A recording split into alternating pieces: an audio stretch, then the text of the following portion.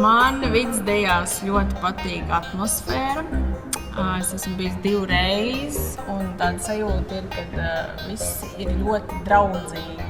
Tur ir tāda milzīga ģimene.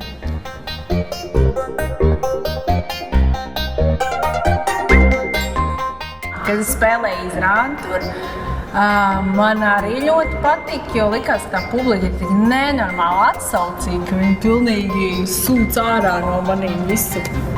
Baigais prieks spēlēt tādiem ir. Un tad, kad es taisīju izrādi pagājuši gadu, tā vienkārši fantastika. Tas ir labākais, ko es esmu uztaisījusi.